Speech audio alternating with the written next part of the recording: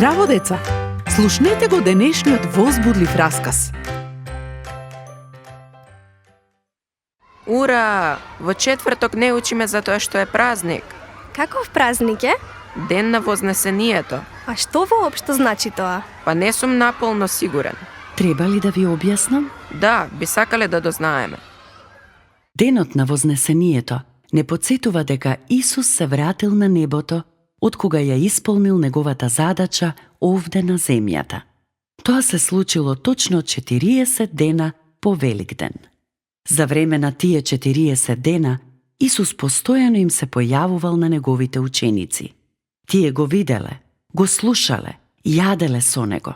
Во еден ден, тој им се појавил на повеќе од 500 луѓе истовремено.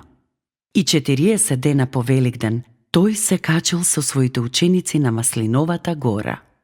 Сакал да биде сам со нив и да им каже нешто многу важно пред да замине.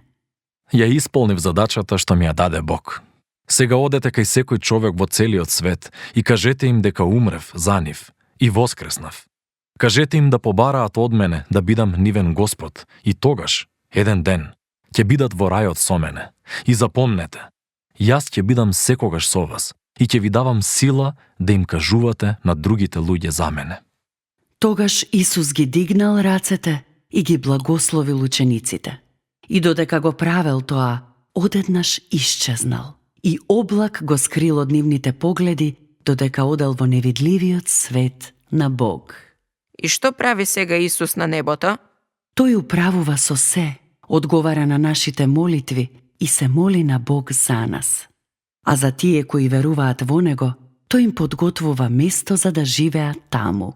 Го прочитав тоа во Библијата. Еве тука. Исус вели: во домот на мојот татко има многу соби. Одам таму да ви подготвам место. Дали учениците биле тажни што Исус веќе не бил со нив? Воопшто не. Знаеле дека тоа што го ветил, ќе го исполни. Какво ветување? Ќе ви кажам за него во следната драма.